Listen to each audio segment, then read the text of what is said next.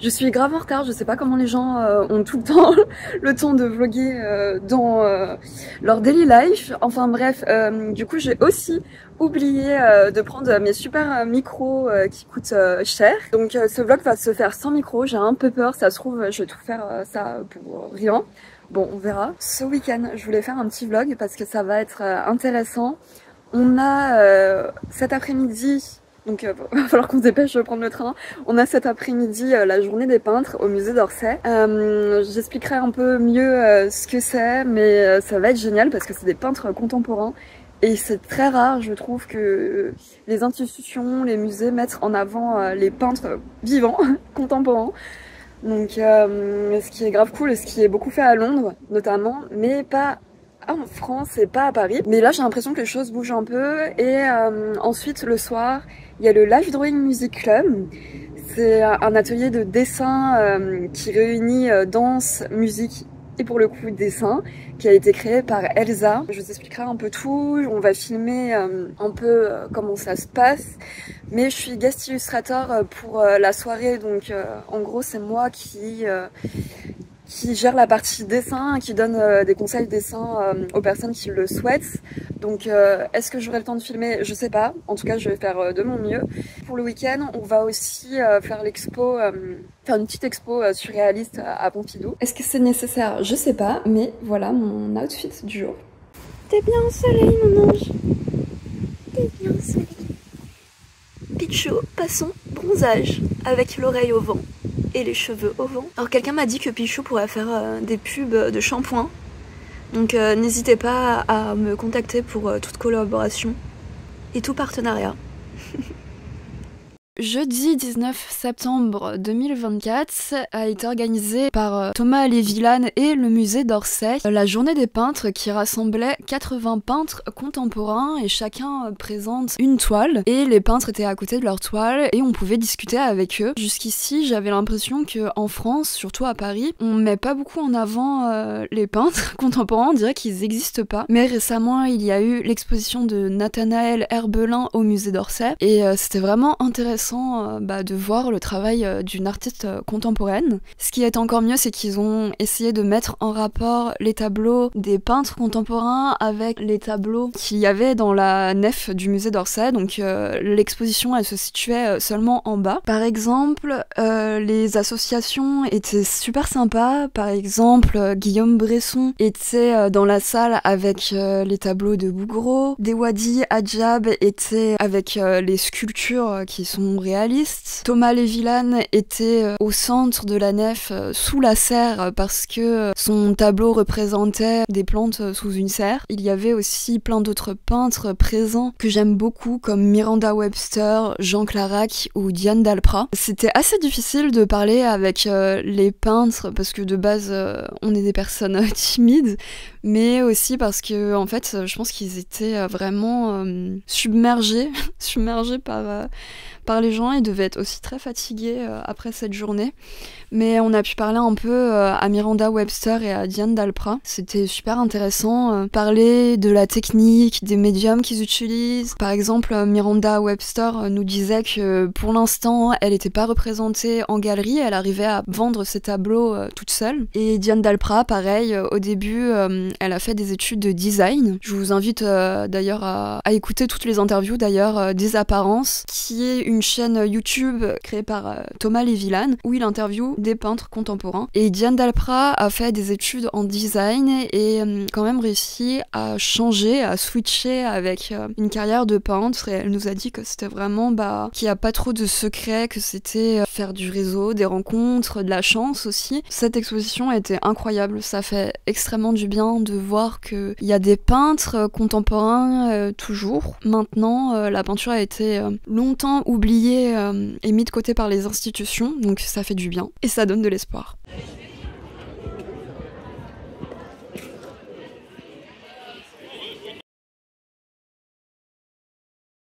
Alors voilà le set de ce soir. Les personnes en fait vont dessiner autour. Et il y aura le danseur qui va faire, enfin là en l'occurrence la danseuse qui va faire les performances et après qui va poser. Donc voilà, c'est la 35e édition. Donc c'est une spéciale dancehall, donc vous allez partir dans les Caraïbes. On va aussi rester un peu en France, mais ça sera principalement dans les Caraïbes.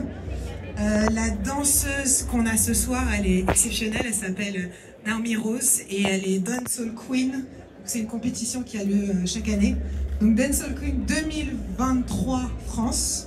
Nous avons aussi Marie, que vous avez vue à l'entrée, qui est là, illustratrice et qui est aussi là pour donner des conseils. On va faire une petite démo de dessin juste avant de commencer la session. Ceux qui ont des petits doutes ou qui ont envie de rafraîchir leur mémoire.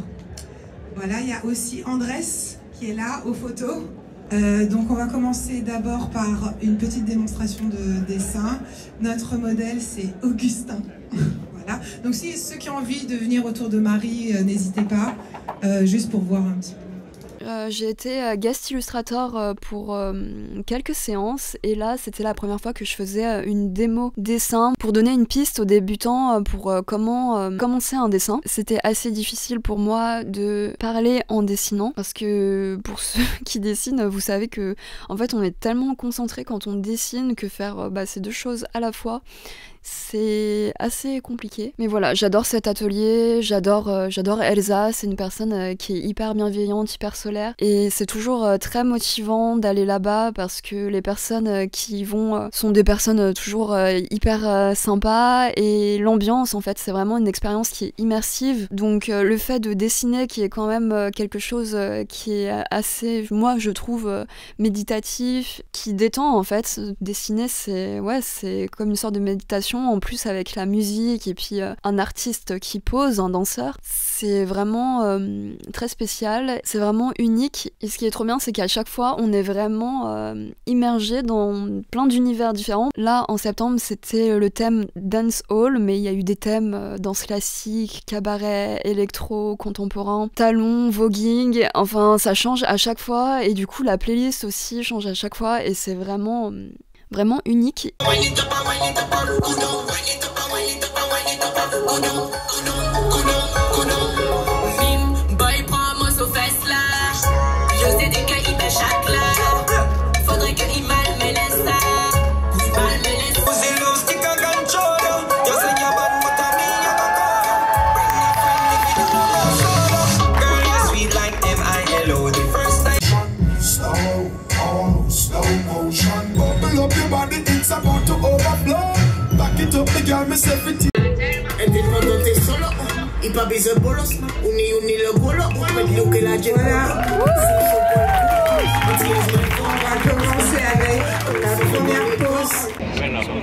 À l'époque, il y avait tout le monde qui s'asseyait là, sur la place. Bah, tu peux encore faire ça. Bah ouais, mais je sais pas, c'est pas pareil, il y a pas de place. Je raconte une anecdote. Ouais, raconte. Il y avait deux personnes devant moi aux toilettes. Et comme par hasard, c'est les deux personnes qui chient. Dans 15 minutes, j'attends. C'est toi en fait, le main caractère de mon vlog. Ouais. Parce que tu penses jamais à me filmer. Bah, c'est ton job, c'est toi là. Bah non, mais du coup, je fais comment pour apparaître sur les vidéos, moi? Bah, tu te filmes toi-même. Nous, on va voir surréalisme et peut-être bande dessinée. Francesco m'a recommandé, pourtant je suis pas très BD, mais si on a le temps, je pense qu'on va y aller.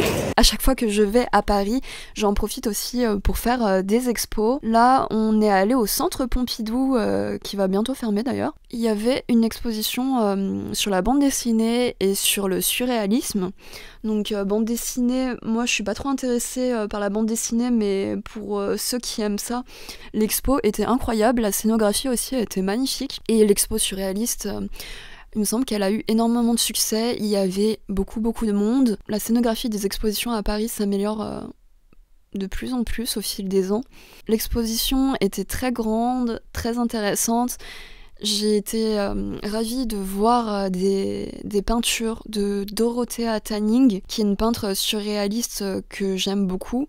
Et de voir ces peintures en vrai pour la première fois, c'était vraiment cool. De voir une peinture en photo et en vrai, ça n'a aucun rapport. Il y a Même des très très bons photographes, je trouve qu'on voit jamais tout, la matière, les couleurs et tout sont toujours légèrement différentes en photo. Il y avait aussi des tableaux de la peintre Leonora Carrington. Il y avait quelques peintures de Dali aussi qui étaient magnifiques. Dali qui était un peintre que j'aimais beaucoup quand j'étais petite. D'ailleurs, petite anecdote, en 3e, on avait une épreuve histoire de l'art au brevet et j'ai tombé sur les montres molles de Dali.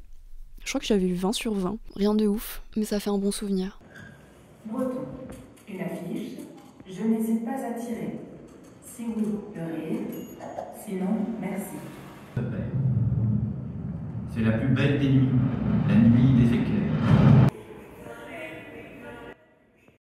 J'avais prévu de sortir ce vlog en septembre, on est actuellement en novembre, j'espère aussi qu'il va sortir en novembre, je croise les doigts. J'ai eu des problèmes qui se sont accumulés, j'ai toujours été une personne assez anxieuse, assez stressée, mais c'est la première fois que je ressens que le stress a un impact sur mon physique. J'ai fait des migraines à répétition et qui duraient aussi 3 jours, donc quand j'ai des migraines, j'ai l'impression que ma tête va exploser et je dois me mettre dans le noir, sans bruit, sans lumière, donc pendant 3 jours, c'est très sympa. En plus des migraines à répétition, le stress m'a aussi provoqué beaucoup de crises d'angoisse. J'ai toujours fait des crises d'angoisse depuis que j'étais petite, mais à l'époque, on parlait pas beaucoup de santé mentale et je savais pas ce que c'était. Mais là, j'ai fait aussi des crises d'angoisse à répétition. Je pense que beaucoup d'entre vous connaissent ce que c'est. Mes crises d'angoisse, c'est avoir l'impression de s'étouffer, hyperventiler, avoir des tremblements et aussi envie de vomir, même des vomissements en fait. Tout ça, c'était très sympa. Peut-être que j'en parlerai dans une prochaine vidéo qui sera très joyeuse, qui parlera de l'anxiété. J'ai vraiment pris conscience que la santé c'était une des choses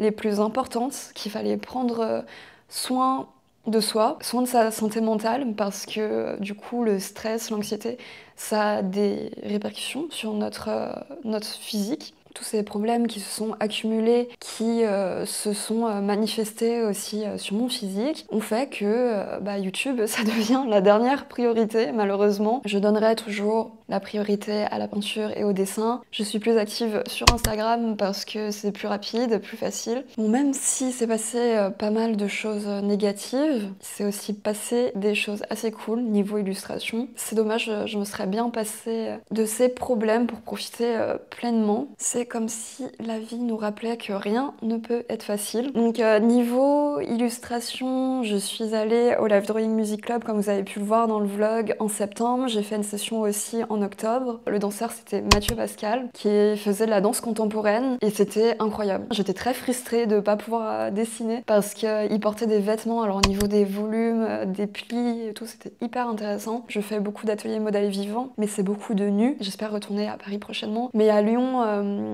je connais que des ateliers nus, des ateliers costumés, comme j'ai pu en faire à Londres, des ateliers modèles vivants habillés. Il y en a pas beaucoup, je trouve, malheureusement. C'était trop bien, Mathieu était hyper investi, il nous a fait des poses incroyables. Et pendant ce séjour en octobre à Paris, j'ai aussi pu faire l'expo à Orsay de Gustave Caillebotte. Il y avait énormément de monde, finalement j'ai pas pu beaucoup profiter parce que c'était difficile de s'approcher des peintures, mais j'ai beaucoup aimé une des dernières salles où il y avait des nus de Caillebotte, il y avait 2 nus d'hommes, et ce qui est très sympa parce que je trouve que des nus d'hommes de cette époque, il y en a pas beaucoup, donc c'était super intéressant. Et il y avait aussi un nu d'une femme sur un canapé avec un motif fleur. C'était très beau, les couleurs sont très froides et tout. En même temps que l'exposition de Gustave Caillebotte au musée d'Orsay, il y avait aussi l'exposition sur une peintre femme norvégienne, Harriet Backer, et j'ai adoré. C'est horrible parce que cette exposition, elle avait beaucoup moins de succès que Caillebotte. Le nombre de personnes entre l'exposition Caillebotte et Harriet Backer, il n'y avait pas photo. C'est pas qu'il y avait personne, mais c'est que ça intéresse beaucoup moins de monde, ce qui est dommage. Est-ce que c'est parce que c'est une artiste femme et qu'elle est moins connue? Mais elle est moins connue parce que c'est une artiste femme. En fait, c'est un cercle vicieux. Bref, cette exposition, elle était